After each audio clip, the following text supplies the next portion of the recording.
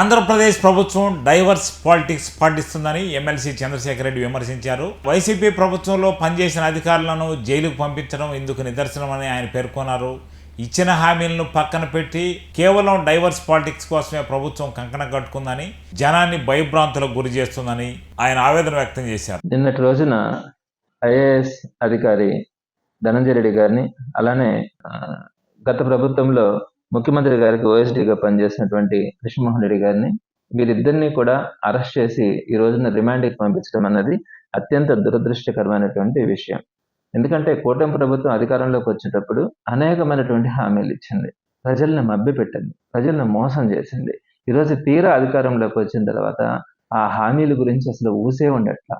ఒక పక్క ఉపాధ్యాయులు కానీ, ఉద్యోగులు కానీ, అభివృద్ధి కార్యక్రమాల విషయంలో కానీ ఏ ఒక్కరిని కూడా సాటిస్ఫై చేయకుండా సుమారుగా ఈ ఒక్క సంవత్సరంలోనే 1,10,000 కోట్ల రూపాయల అప్పులు చేసి, ఆ అప్పులు చేసినటువంటి ఆ డబ్బులంతా కూడా ఏం చేసిందనే పరిస్థితి ఈరోజు కనిపించకుండా వాటన్నింటినీ కూడా దొంగ బిల్లులు పెట్టుకొని ఆ కాంట్రాక్టర్లు వాళ్ళందరికీ కమిషన్ల పేరుతో ఇచ్చేసి ఈరోజు రాష్ట్రాన్ని అప్పులు పాలు చేయడం కూడా జరిగింది.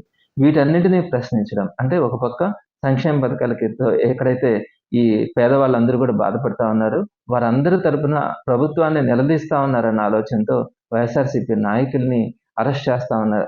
అది మనమంతా కూడా గత సంవత్సరం రోజుల నుంచి కూడా చూస్తా ఉన్నాం. అయితే ఇప్పుడు మరింత వీరు మరొక అడుగు ముందుకేసి అధికారుల మీద కూడా, అందులో that senior IAS IPS officers మీద కూడా కేసులు పెట్టి వారిని కూడా అరెస్ట్ చేసి రిమాండ్లోకి తీసుకోవడం అంటే అత్యంత దారుణమైనటువంటి అంశం. ఇక్కడ ప్రధానంగా లిక్కర్కి సంబంధించినటువంటి ఒక ఇష్యూని తీసుకొని వచ్చి దానికి ఒక లిక్కర్ స్కామ్ అనే ఒక పేరు పెట్టి అత్యంత ట్రాన్స్పరెంట్గా జరిగినటువంటి వైఎస్ఆర్సీపీ గవర్నమెంట్లో జరిగినటువంటి ఆ లిక్కర్ ఇష్యూని ఈరోజు లిక్కర్ స్కామ్ పేరు మీద పెట్టి ఉన్నటువంటి సీనియర్ మోస్ట్ లీడర్స్ని కానీ, అదేవిధంగా ఆఫీసర్స్ని కానీ వీరందరినీ కూడా నిర్బంధించి ఇంకొకరు తెలుగుదేశం పార్టీ గురించి మాట్లాడాలంటే ఒక భయాన్ని కలిగించాలన్న ఆలోచనతో ఈరోజు ఈ లిక్కర్ ఇష్యూని ముందుకు తీసుకురావడం కూడా జరిగింది. మీ అందరికీ తెలుసు, లిక్కర్ ఇష్యూ వైఎస్ఆర్సీపీ గవర్నమెంట్లో అత్యంత ట్రాన్స్పరెంట్గా జరిగింది. అంటే గవర్నమెంట్ షాప్స్ని పెట్టిన దానివల్ల అంతకుముందు వీధిలో కూడా బెల్ట్ షాప్స్ కనిపించేటివి, ప్రతి షాప్లో కూడా పర్మిట్ రూమ్లు కనిపించేటివి, అంటే అక్కడే తాగిచ్చేవాళ్ళు. ఈ విధంగా వీధుల్లో కానీ ఎక్కడ పడితే అక్కడ permit rooms, belt shops, mid night కూడా షాప్స్లో మందు ఇచ్చే పరిస్థితి ఉండేది. ఎక్కడైనా షాప్ దగ్గరికి వెళ్ళి ఒక నాక్ గనక తలుపు తడితే వెంటనే కావాల్సినటువంటి మందుని బయట ఇచ్చే పరిస్థితి ఆ రోజు మనకు కనిపిస్తా ఉందండి. అటువంటి పరిస్థితుల్లో గవర్నమెంట్ షాప్స్ని తీసుకొని వచ్చి ఎగ్జాక్ట్గా 9 o'clock కల్లా షాప్స్ని క్లోజ్ చేయడం కానీ, ఆ తర్వాత ఎక్కడా కూడా మందు దొరికే పరిస్థితి ఉండేది కాదు. అలానే బెల్ట్ షాపులు ఉండేటివి కాదు, పర్మిట్ రూమ్స్ ఉండేటివి కాదు. రేటు కూడా ఏదైతే ఎంఆర్పి ఉందో స్ట్రిక్ట్గా ఎంఆర్పి రేటు ప్రకారమే అమ్మడం కూడా జరిగేది. ఇంత ట్రాన్స్పరెంట్గా ఇంకొక విషయం కూడా చెప్పాలి, అమ్మినటువంటి ప్రతి బాటిల్ని కూడా ఇచ్చేటప్పుడు స్కాన్ చేసి అమ్మేవాళ్ళు. అంటే ఈ రోజుకి కూడా ఏ షాప్లోనైనా ఏ నిమిషంలో ఏ బాటిల్ ఏ బ్రాండ్ అమ్మినారన్నది కూడా ఈ రోజుకి కూడా అంత ట్రాన్స్పరెంట్గా జరిగింది. మరి అటువంటి అంత ట్రాన్స్పరెంట్గా జరిగినటువంటి దానికి లిక్కర్ స్కామ్ అనేది వీళ్ళు పెట్టిన పేరు. ఇదే తెలుగుదేశం పార్టీ అంతకుముందు కానీ ఇప్పుడు కానీ ఎప్పుడు కూడా బెల్ట్ షాప్స్ విచ్చలవిడిగా జరుగుతూ ఉన్నాయి. ప్రతి షాప్లో కూడా పర్మిట్ రూమ్స్ జరుగుతూ ఉన్నాయి. ఈ షాపులన్నింటినీ కూడా ఎమ్మెల్యేలు, మంత్రులు వాళ్ళే సొంతంగా పాడుకొని వాళ్ళే ఒక సిండికేట్ లాగా ఫామ్ అయ్యి ఈ రోజు అందరినీ కూడా తాగుబోతులుగా తయారు చేస్తా ఉన్నది ఈరోజు మనం గమనిస్తా ఉన్నాం. ఎన్ని హత్యలు జరుగుతూ ఉన్నాయి, ఏ విధంగా ఈరోజు వీధుల్లో ఎక్కడ పెడితే అక్కడ యువత అంతా కూడా తాగి రోడ్డును పడి ఎక్కడ ఇష్టం వచ్చినట్టు కనిపించినట్టు పొడిచే పరిస్థితి మా నెల్లూరులో కూడా కనపడతా ఉంది. ఇటువంటి పరిస్థితులు ఈరోజు కనపడతా ఉంటే పద్ధతిగా ట్రాన్స్పరెంట్గా జరిగినటువంటి వైఎస్ఆర్సీపీ గవర్నమెంట్లో గవర్నమెంట్ షాప్స్ని పెట్టి గవర్నమెంట్కి ఆదాయాన్ని కూడా పెంచినటువంటి ఆ సిస్టమ్ని లిక్కర్ స్కామ్ అని పేరు పెట్టినారు.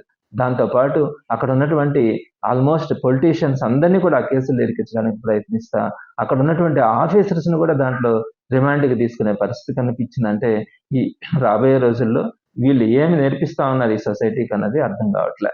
ఈ రోజు ప్రతి ఆఫీసర్ కూడా చెప్తా ఉన్నాడు, ఈ తెలుగుదేశం పార్టీ ఈ విధంగా ఏదో కన్ఫెషన్ స్టేట్మెంట్ వాళ్ళకి నచ్చిన వాళ్ళ దగ్గర పిలవడం, కన్ఫెషన్ స్టేట్మెంట్స్ తీసుకోవడం, ఆ స్టేట్మెంట్ ఆధారంగా కేసులు పెట్టి వారందరినీ కూడా రిమాండ్లోకి పంపించే పరిస్థితి ఏర్పడతా ఉంటే రేపొద్దున వైఎస్ఆర్సీపీ ప్రభుత్వం వచ్చిన తర్వాత ఈ రోజు తప్పు చేయిస్తా ఉన్నారు ప్రభుత్వం ఏదైతే ఏ అధికారుల దగ్గర అయితే తప్పులు చేయిస్తా ఉందో ఈ అధికారులు అందరి పరిస్థితి కూడా రేపొద్దున వైఎస్ఆర్సీపీ ప్రభుత్వం వచ్చిన తర్వాత ఇబ్బందులు పడే పరిస్థితి ఉంటుంది అని అనేది ఈ రోజు అధికారులు అందరిలో కూడా ఒక ఆందోళన ప్రారంభమైంది.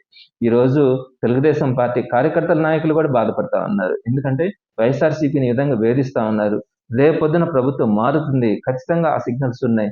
మరి అలాంటప్పుడు తెలుగుదేశం పార్టీ కార్యకర్తల నాయకులు చేస్తున్నటువంటి ఈ తప్పులు గాని, ఇవన్నిటి కూడా ఈ పాపాలన్నీ రేపు మోయాల్సొస్తదని చెప్పి ఈరోజు వాళ్ళలో కూడా ఒక భయం అన్నది ఉంది. కాబట్టి తెలుగుదేశం పార్టీ అధిష్టానం కూడా ఆలోచించాలా. మరి ఇంత విచ్చలవిడితనం పనికిరాదు. ఎప్పుడు కూడా ప్రభుత్వాన్ని ప్రశ్నిస్తా ఉన్నారు. ప్రజల పక్షాన పోరాడుతా ఉన్నటువంటి వైఎస్ఆర్‌సీపీని ఈ విధంగా నిర్బంధించాలని, ఆ రోజు పనిచేసినటువంటి అధికారులందరినీ కూడా నిర్బంధించాలనే ఆలోచనతో ముందుకెళ్తే దీన్ని ప్రజాస్వామ్యం అనము, నియంతృత్వము.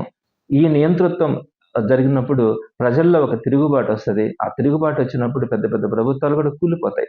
మరి గమనించుకోవాలా, ఈరోజు కృష్ణమోహన్ రెడ్డి గారిని గాని, ధనంజయ రెడ్డి గారిని గాని అలాంటి సీనియర్ ఆఫీసర్స్‌ని అరెస్ట్ చేయడం అన్నది ఈరోజు ప్రజల్లో ప్రతి ఒక్కరు కూడా వేదన చెందుతా ఉన్నారు. ఇది మంచి సంప్రదాయం కాదని వైఎస్ఆర్‌సీపీ తరపున కూడా ఈ చేసినటువంటి ఈ అక్రమ అరెస్టులని తీవ్రంగా ఖండిస్తా ఉన్నాను.